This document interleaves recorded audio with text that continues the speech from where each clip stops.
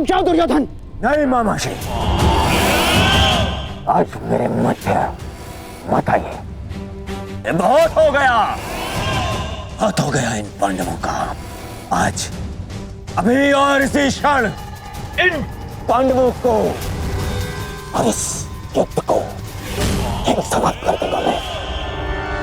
और मुझे भी कोई कारण नहीं दिखता कि मैं तुम दोनों को अभी उसी समय समाप्त क्यों न कर डालूं। कारण है मेरे पास भीम, है कारण, परंतु वो कारण मैं तुम्हें नहीं बताऊंगा, तुम्हारे ज्येष्ठ भ्राता युधिष्ठिर को बताऊंगा। क्यों धर्मराज, आप तो स्वयं धर्म के प्रतीक हैं। आपसे ऐसे अधर्म की आशा नहीं की थी मैंने। और धर्म आपने किया है मामाश्री। आपने मामाश्री शल्य को अपनी चाल में कोई छल नहीं किया, कोई अधर्म नहीं किया है मैंने।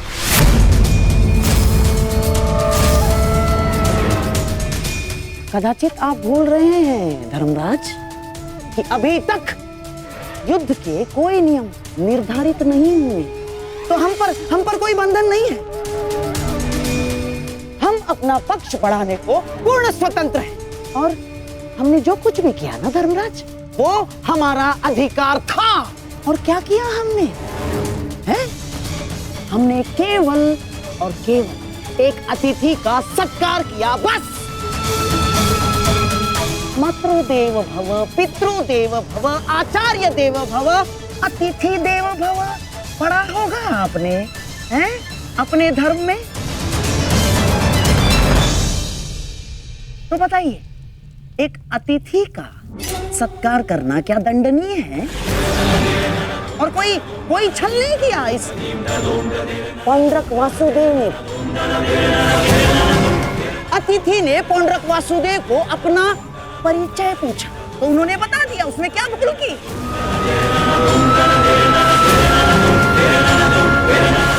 और हाँ, आपके मामाश्री शल्य पर हमने कोई दबाव नहीं डाला, ना ना ना ना ना ना, बिल्कुल दबाव नहीं डाला। अपितु हमारे आतिथ्य से प्रसन्न होकर हमारे साथ रहने का उन्होंने हमें वचन दिया स्वयं।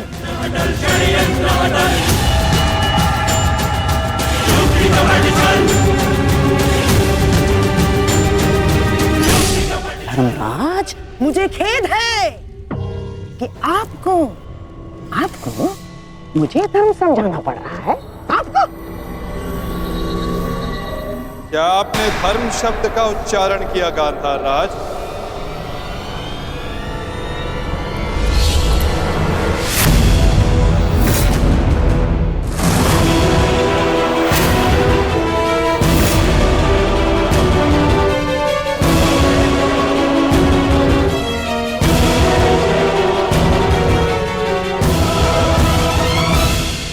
धर्म अधर्म का ज्ञान आपके मुख से सुनकर आश्चर्य हुआ,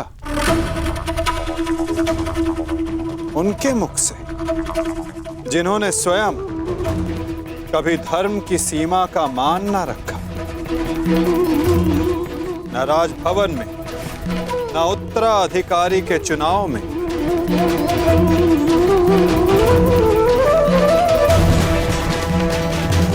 न द्यूत क्रीड़ा में, न दूत के सत्कार में। और आप धर्म की बात करते हैं गांधार राज। इनसे और क्या अपेक्षा की जा सकती है माधव? आज तक अधर्म और छल के अतिरिक्त इन्होंने हमें दिया ही क्या है? अब ये मामाश्री का धर्म है, वो ही बताएंगे कि उन्होंने किस और से युद्ध करने का निर्णय लिया है। मेरा भी तो प्रश्न यही है, परंतु कुछ भी कोई भी निर्णय लेने से पूर्व एक बार तनिक सोच लीजिएगा। हाँ? इस बात का स्मरण रखिएगा कि एक राजा का अपने नियम को तोड़ना अशोभनीय, निंदनीय होता है।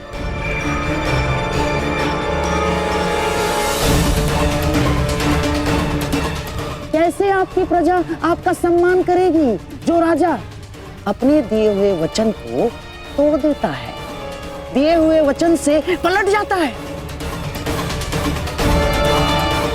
क्या क्या मुख लेके जाएंगे आपके प्रजा के समक्ष आप? तो युद्ध में आप किसका साथ देंगे?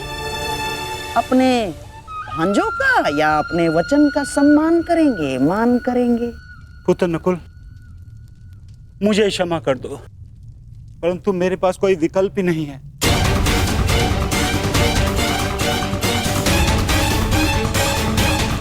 मुझे अपने वचन के मान के लिए इन कौरवों का पक्ष चुनना ही होगा।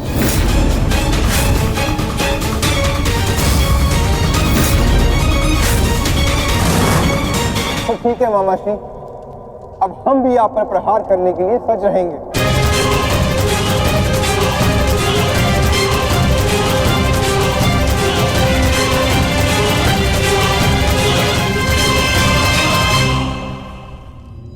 आपको इस निर्णय का गंभीर परिणाम भुगतना होगा। ये मेरी प्रतिज्ञा है।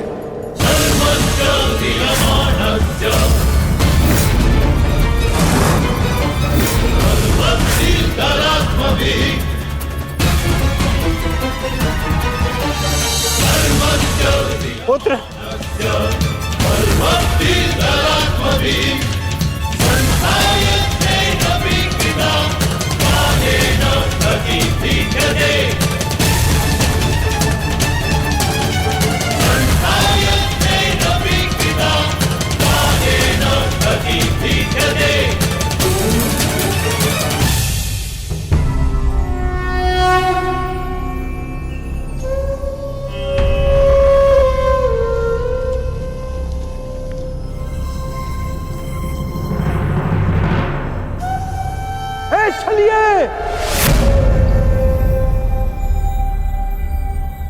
तू कहां चल दिया?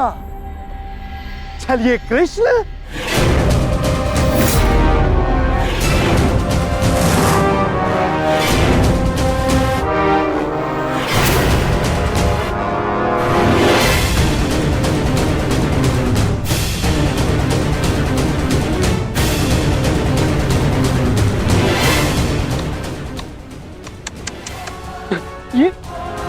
ये क्या देख रहा हूं? वो कृष्ण जिसके मुख से मुस्कान कभी जाती ही नहीं थी, आज वो इतना गंभीर मुख बनाकर बैठा है, इतना विद्रूप मुख बनाकर बैठा है। तनिक सोचो, युद्ध के पूर्व ही तुम्हारी ये दशा है, तो युद्ध के पश्चात तुम्हारी कैसी दशा होगी? अब मुझे तुम्हें देखकर क्रोध नहीं आता, दया आती है, दया।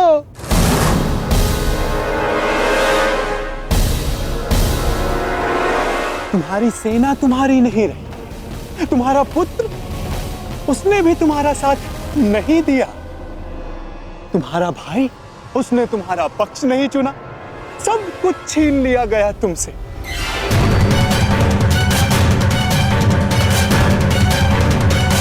अरे हाँ, मुझे तो अभी स्मरण हुआ, तुम तो बड़ा मायावी बनते हो ना, तो क्यों नहीं रोक लेते ये सब? हाँ, रोक लो, रुको।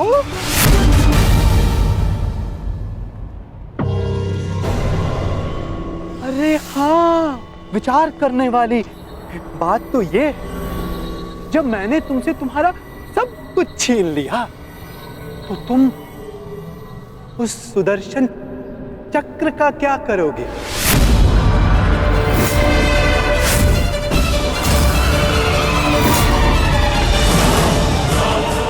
क्या करोगे तुम उस सुदर्शन चक्र का? मेरी वस्तु मुझे वापस दे दो, मुझे मेरा सुदर्शन चक्र वापस दे दे पाखंडी कृष्ण। बस पाखंडी, मत भूल तू किसके समक्ष खड़ा है। चांद, चांद बालक, चांद, ये मत भूलो, जब दो महापुरुष अति मानव वार्ता कर रहे हो तो एक साधारण बाण चलाने वाले को मौन रहना चाहिए।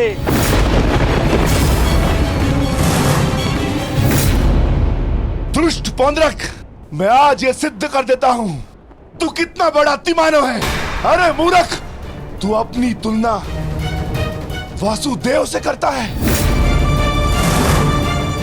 यदि साहस है तो आ और आके मुझसे युद्ध कर।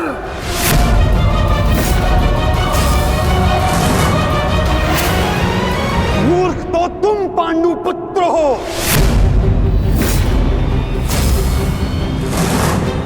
जो ये कभी नहीं समझ पाए कि कोयला कौन है और हीरा कौन, स्वर्ण क्या है और ताम्र क्या है।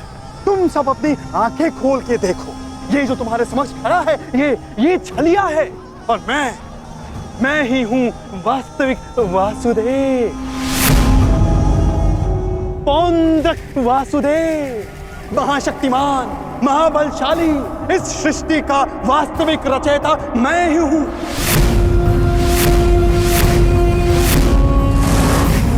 यदि मैं चाहूं तो तुम सबको एक क्षण में तुम सबका अंत कर सकता हूं। इसलिए मुझे मेरा अस्त्र उठाने के लिए पौंद्रक,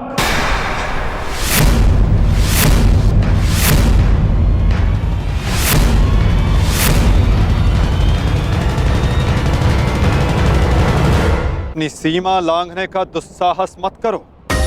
मैं तुम्हें पहले भी चेतावनी दे चुका हूं और आज अंतिम चेतावनी देता हूं। मुझे वो करने के लिए बाध्य मत करो जिसके पश्चात तुम्हें पश्चाताप करने तक का अवसर ना मिले।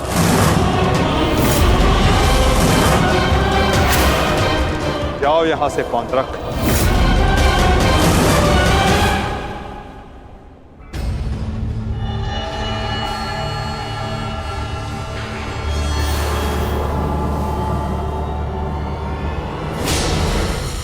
अवसर तू मुझे देगा, मुझे, वास्तविक वासुदेव को, पौंद्रक वासुदेव को।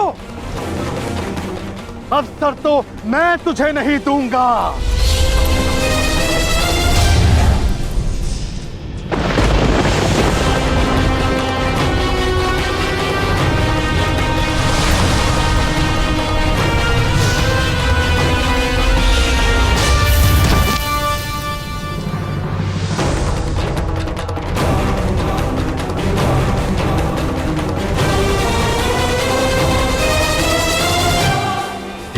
दृष्टि से बाण शक्ति से जीते ये सारा रण, शांत चित धरे आत्मबल भरे जीते हर बाधा कर, छूट ना पाए लक्ष्य हो जाए सा झुका होकर, सूर्य तेज है कवच चढ़ा इसके। दोबारा ऐसा दुस्साहस मत करना, अन्यथा कुछ करने के योग्य नहीं रह जाओगे पौंद्रक।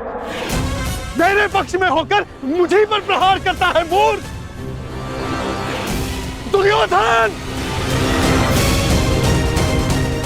ये तुम्हारा मित्र है या शत्रु?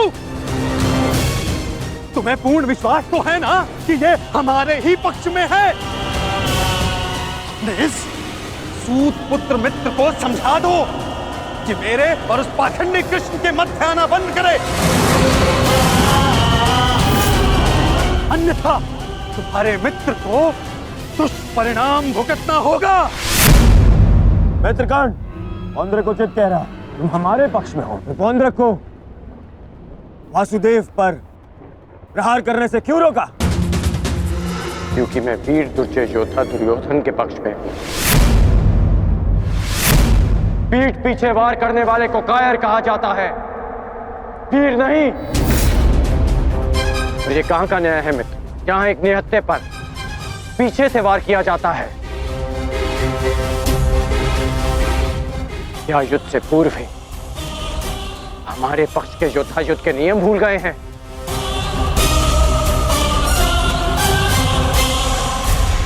तुमने ऐसा सोचा भी कैसे? तुम इस भांति वासुदेव को वश में कर लोगे। सत्य को पहचानो मित्र, अपने नेत्र खोलो। नेत्र तो तुम्हारे बंद है मित्र। ये छलिया कोई अवतार नहीं, केवल मायावी। शांति सभा में जो कुछ भी घटित हुआ केवल इस छलिए की माया थी। माया थी वो।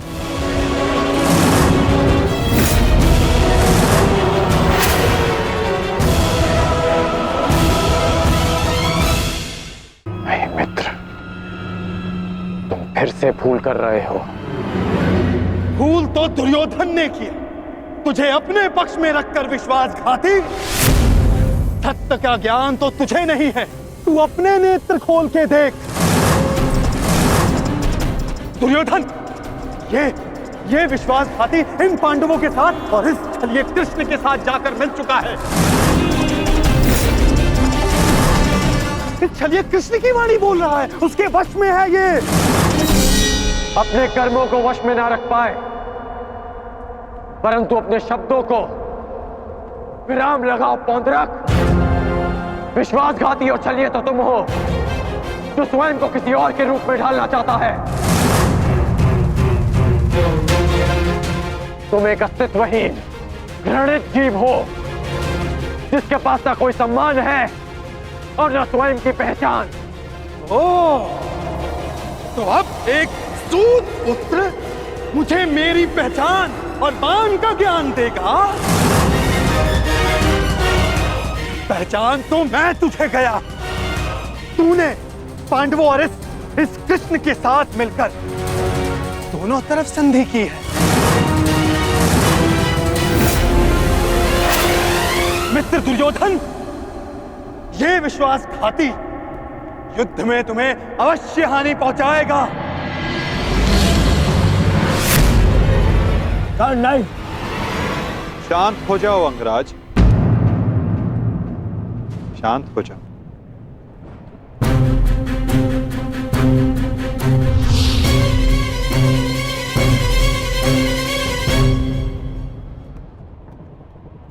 उचित ही तो कहा था पौंद्रक ने।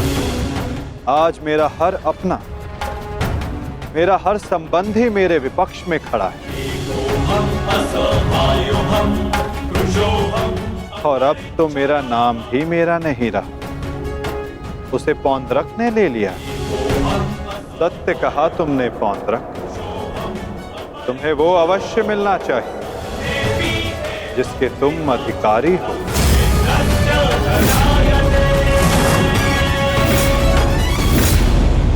अद्भुत कृष्ण, अद्भुत। आज प्रथम बार तेरे मुख से सत्य निकला है छलिए। तो अब मुझे वो सुदर्शन चक्र दे दे जिसका वास्तविक अधिकारी मैं हूं। दे मुझे वो सुदर्शन चक्र। ठीक है पौंद्रक, मैं इसी क्षण दोनों पक्षों को साक्षी मानकर तुम्हें वो देता हूं जिस पर तुम अपना अधिकार समझते हो।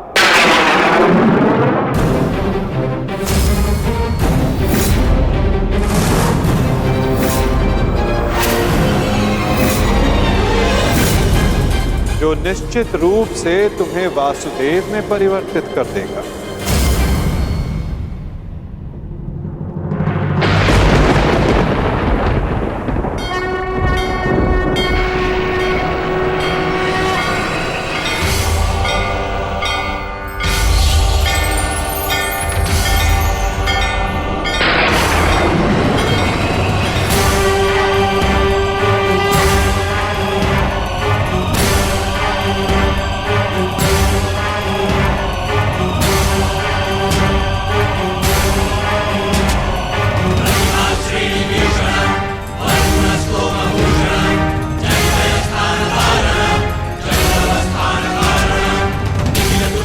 ये लो पौंद्रक, वो अस्त्र जिसका वास्तविक वासुदेव के पास होना अनिवार्य है।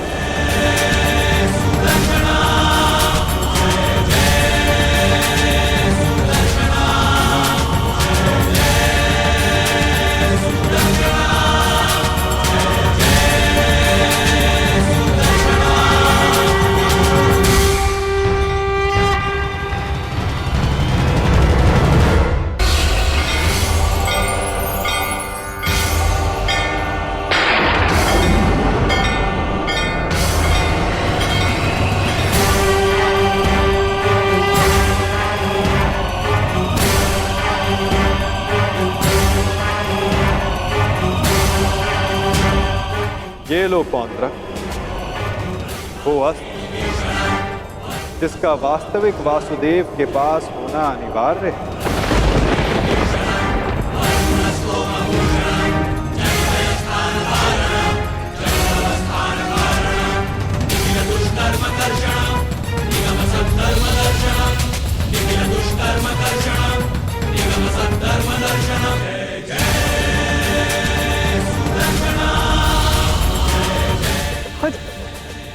आओ। शीघ्र आओ।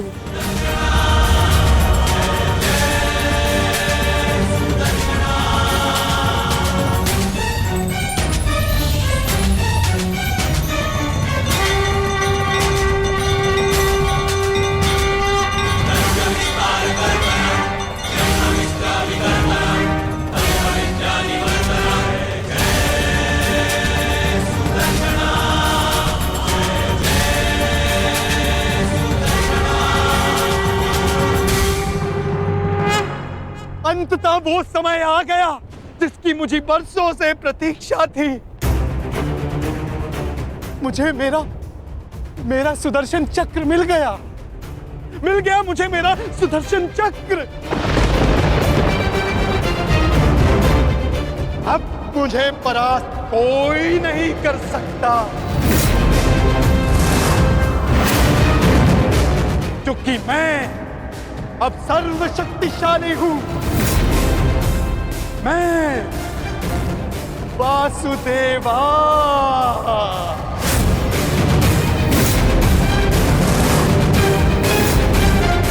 सुदर्शन चक्रधारी पौंड्रक वासुदेव।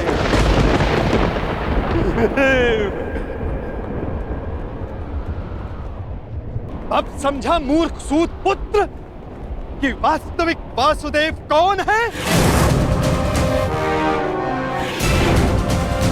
तेरे इस छलिए कृष्ण ने भी स्वयं यहां स्वीकारा कि वास्तविक वासुदेव कौन है। यदि अब तूने मुझ पर कोई प्रहार करने का दुस्साहस किया तो अब तू भली भांति जानता है कि मुझसे बुरा और कोई नहीं होगा। क्षण भर में वध कर दूंगा तेरा।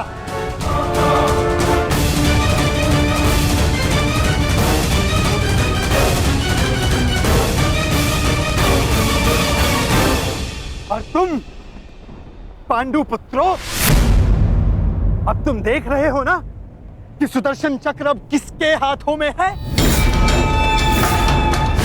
मेरे वास्तविक वासुदेव के हाथों में है ये सुदर्शन चक्र। अब तुम सब मेरी पूजा करो,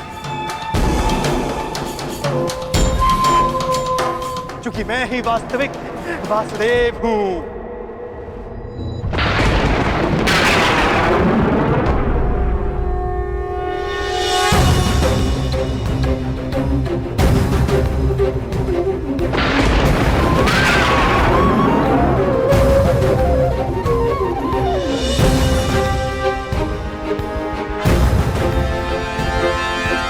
चक्र का भार क्यों बढ़ता जा रहा है?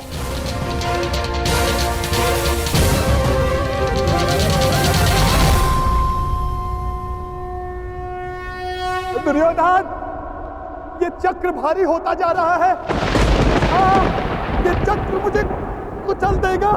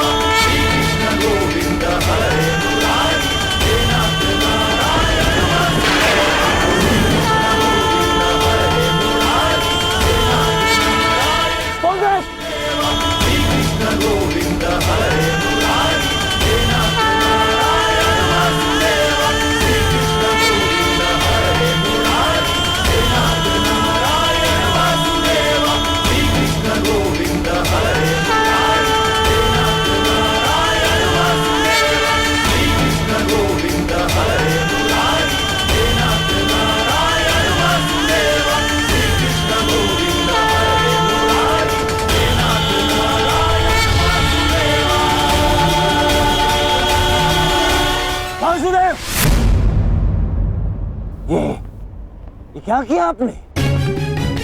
वध कर दिया, छल किया, फिर से छल किया आपने।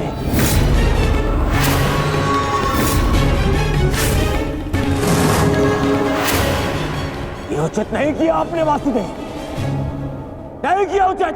शांत दुर्योधन।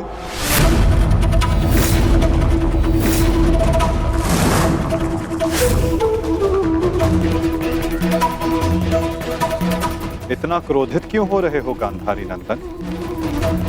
मैंने तो तुम्हारे मित्र को वो दिया जो वो मुझसे मांग रहा था।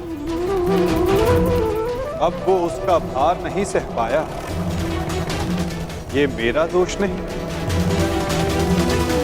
औंद्रक ने अपनी मृत्यु का आवाहन स्वयं किया था दुर्योधन, और इसके लिए तुम्हें आक्रोश में आने की कोई आवश्यकता नहीं। क्रोध नहीं आएगा, क्रोध आना आवश्यक है। तुम्हें देखकर, इन पांडवों को देखकर, तुम्हारा छल देखकर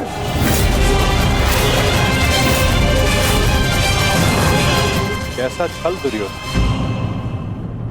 तुम्हारा मित्र पौंद्रक मेरा वेश धारण करता रहा, वो मेरी शक्ति, मुझे मिले सम्मान से आकर्षित हुआ। वो मेरे जैसा बनना चाहता था, परंतु वो ये नहीं समझ पाया कि शक्ति और सम्मान किसी का वेश धारण करने से, किसी का रूप धारण करने से नहीं मिलती। शक्ति और सम्मान मिलता है परिश्रम से, कर्मों से। यदि लौह को सुनहरे रंग से पोत दिया जाए तो उससे आभूषण नहीं बनते दुर्योधन। स्वर्ण बनने के लिए कड़ी अग्नि परीक्षा देनी होती है, कसौटी पर खरा उतरना पड़ता है दुर्योधन।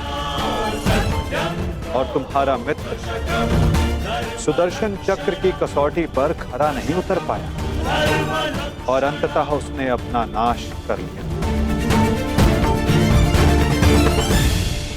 तुम्हारी हानि पर मुझे खेद है दुर्योधन, परंतु पौंद्रक के अंत पर नहीं, क्योंकि उसके कर्मों का फल ही यही है।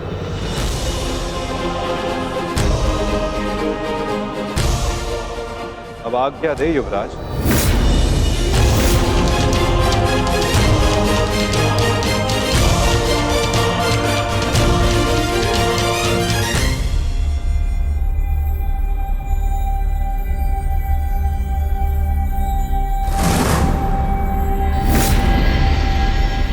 कल युद्ध के नियम निर्धारित किए जाएंगे गांधार राज।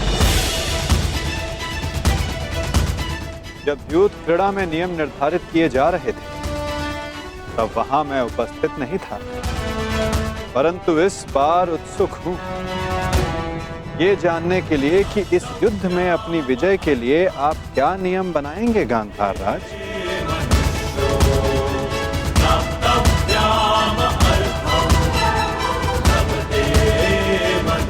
कल के सूर्य उदय की प्रतीक्षा रहेगी मुझे।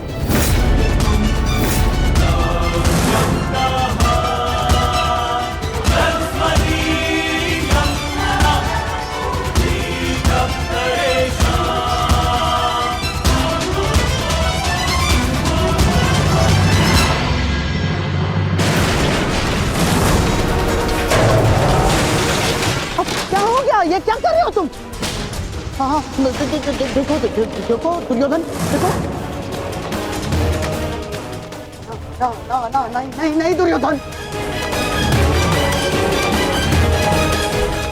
मैं उस वासुदेव को नहीं छोड़ूंगा।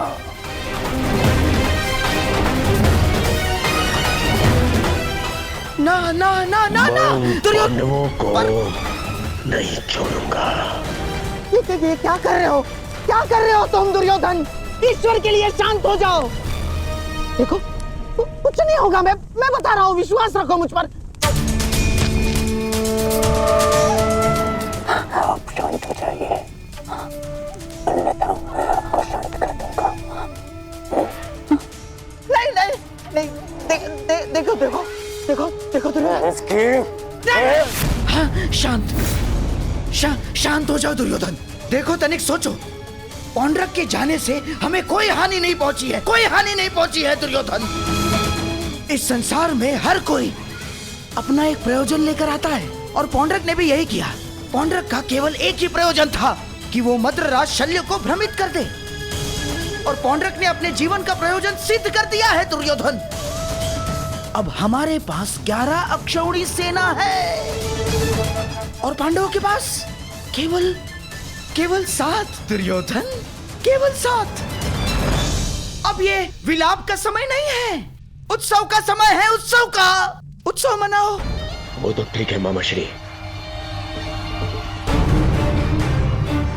परंतु मैं उस वासुदेव का कौतुक बुला नहीं पा रहा हूं।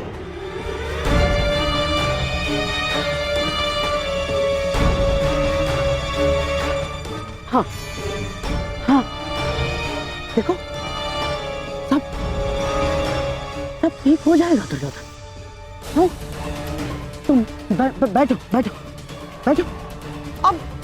अब ये सब कुछ छोड़ो ना दुर्योधन। देखो, युद्ध में वो कृष्ण छलिया कुछ नहीं कर पाएगा। पूछो क्यों? तो निहत्था है वो। अब इस समय हमारा पक्ष सबल है, हमारा पक्ष, और पासा हमारे हाथ में है दुर्योधन, हमारे हाथ में। कैसा पासा? अब देखो, कल युद्ध के नियम निर्धारित किए जाएंगे। ऐसे नियम बनाऊंगा कि पांडव पक्ष आ जाएगा, और फिर वो छलिया कुछ नहीं कर पाएगा, वो छलिया।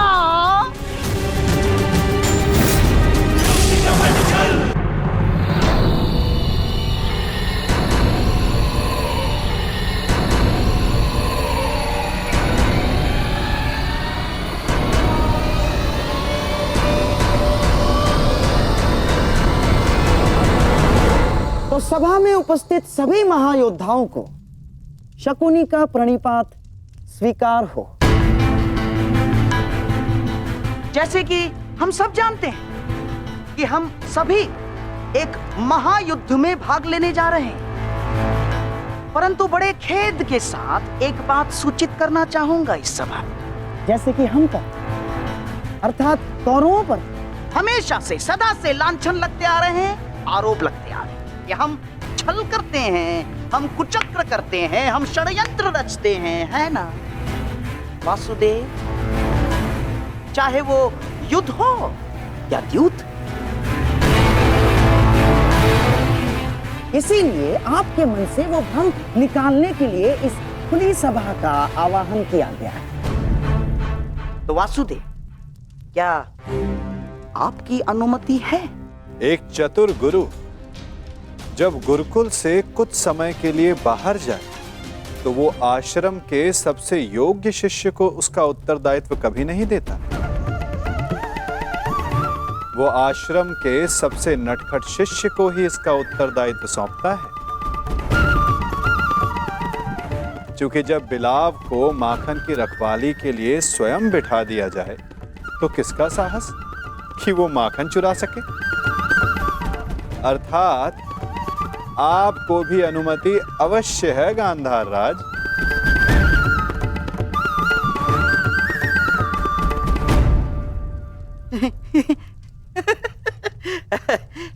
वासुदेव, आपका विनोद समझने में मैं असक्षम हूं। मेरे कहने का आशय मात्र केवल इतना है गांधार राज कि मैं आपके वचनों से सहमत हूं। यद्यपि युद्ध सीमा बढ़ाने या सीमा पर अतिक्रमण रोकने के लिए होता है, तो युद्ध के नियम और सीमा निश्चित कर लेना आवश्यक है। क्योंकि यही नियम, यही सीमाएं इस युद्ध को धर्म युद्ध बनाएगी। तो ये बात आप सरल मार्ग से भी बता सकते थे वासुदेव। यदि आपका भाषण समाप्त हो गया तो हम युद्ध के नियमों पर चर्चा करें। वैसे भी हमारे और आपके पक्ष की सेना के अंतर को देखते हुए ये युद्ध केवल औपचारिकता मात्र रह गया है।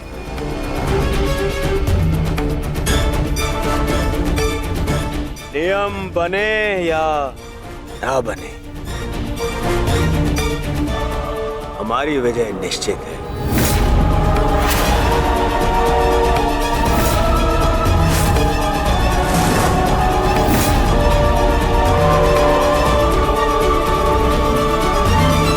या ना बने, हमारी विजय निश्चित है। इस आत्मविश्वास का कोई एक कारण तो बताओ।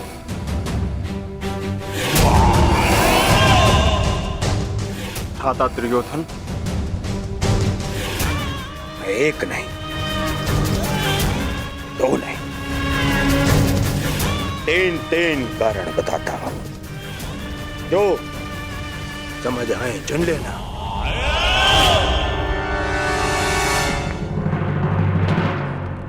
पहला कारण, पितामह भीष्म जिन्हें इच्छा मृत्यु का वरदान है।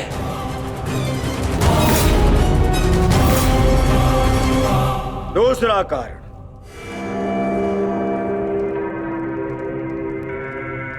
आचार्य द्रोण जिन्होंने तुम पांडवों को शस्त्र संधान की शिक्षा दी।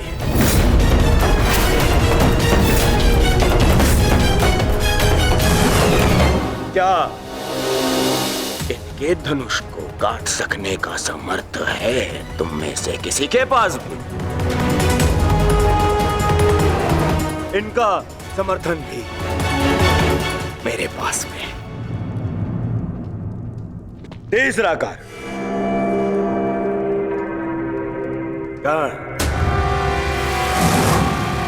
ब्रह्मास्त्र, ब्रह्मांडास्त्र और ब्रह्मशिरास्त्र जैसे अस्त्रों से सज्जित है मेरा मित्र कर्ण, जिसका बाण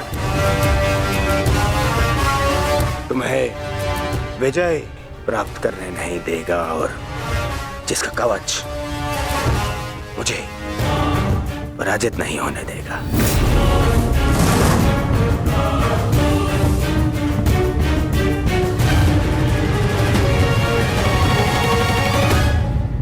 इसके अतिरिक्त मामा शकुनी, जिनकी कूटनीति का तोड़ तुम में से किसी के पास नहीं है। हाँ मामा श्री?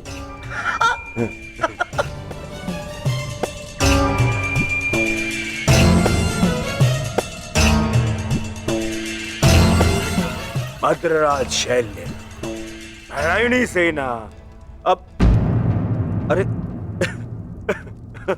ये तो 3 से अधिक कारण हो गए, है ना अर्जुन?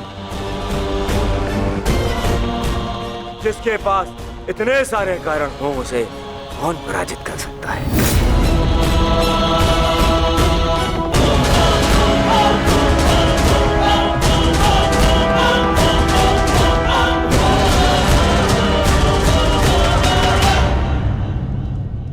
विजय और पराजय का निर्णय तो युद्ध के अंतिम दिन होगा हस्तिनापुर युवराज। नियम तो केवल युद्ध का मार्गदर्शन करते हैं। अंत में कौन कितनी सीमा में रहता है और किसे सीमा तोड़ने का दंड मिलेगा,